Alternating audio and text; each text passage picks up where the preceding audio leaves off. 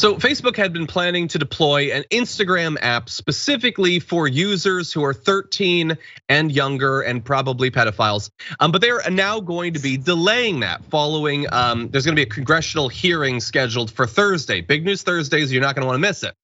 So the pullback preceded this congressional hearing, and it's about the internal research that we've been discussing on the channel that was conducted by Facebook and reported by the Wall Street Journal, showing that the company knows that Instagram has a negative and harmful mental health impact, especially on teen girls. Now, the Facebook has said that it wanted to build an Instagram product specifically for children that would have a more age-appropriate experience.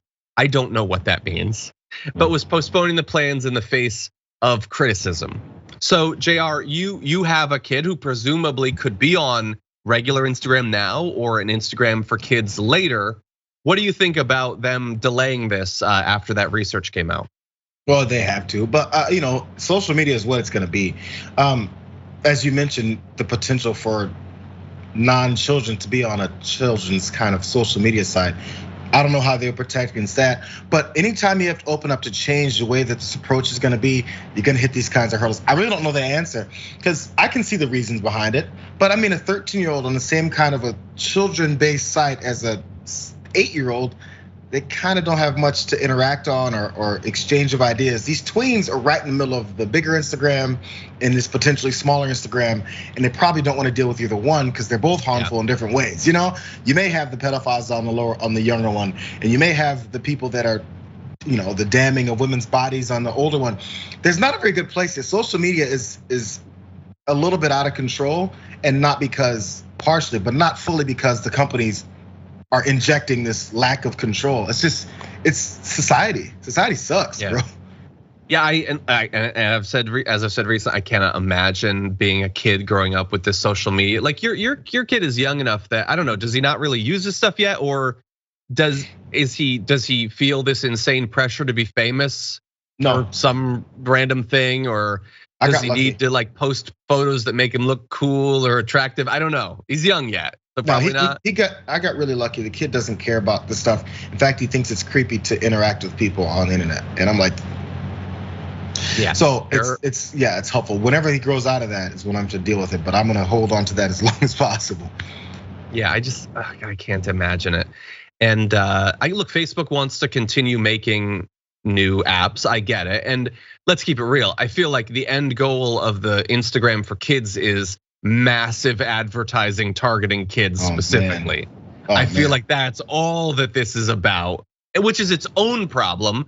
But also, like, if this starts a national conversation about the mental health impact of social media, I think that's great. Apparently, as a result of that research coming out, Facebook had this like thing where employees could submit questions.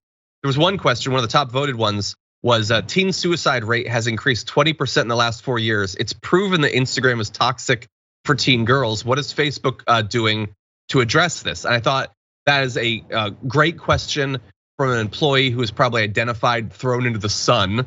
But anyway, I love that question was put. And anyway, they gave the question to someone who said that research shows that Instagram has mostly improved image issues for teens.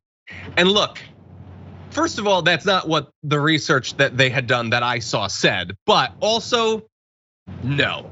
I don't care what know. There is no way anyone is made better in any way unless you exclusive. If you load up your Instagram and your feed is just at Round Boys, which is just round animals, that's the only account that is actually made better as a result. And we rate dogs. You can have we rate dogs too.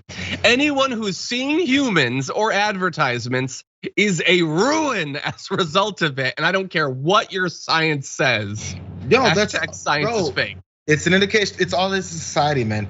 The whole purpose is to get popular, which has always been the case before social media. Get popular, have people know you. This is an easier access to a lot of people who maybe wouldn't have had the avenues to get popular. They get popular, and once you're popular, other people who aren't popular don't like that you're popular, so they start tearing you down and finding something else wrong with you and this and that. Even if especially if you're a nobody, is turned into a celebrity on the internet. other folks are like, well, how come I can't be that? And then here comes the beating back, here comes the fighting, here comes the like, look at your face, look at your nose, look at your eyes, look at your arm. And then people start having these thoughts about themselves. It's just society. It's just giving society a platform to crap on each other. Yep. That's all it is. That's all it is. I mean, there's some good stuff on the internet. I mean, we're trying to be one of those things, but it's rough out there, and it's mostly just Round Boys. It's good. Anyway, Round Boys, I enjoy. What's I that? enjoy, I surprisingly enjoy Round Boys. You follow Round Boys? Oh my God! I don't know if I follow them or if I've just seen enough of them and went, oh, that's cute.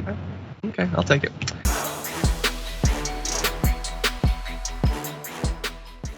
Check out the Damage Report podcast each day, wherever you get your podcasts, whether Pocket Casts or Stitcher or iTunes.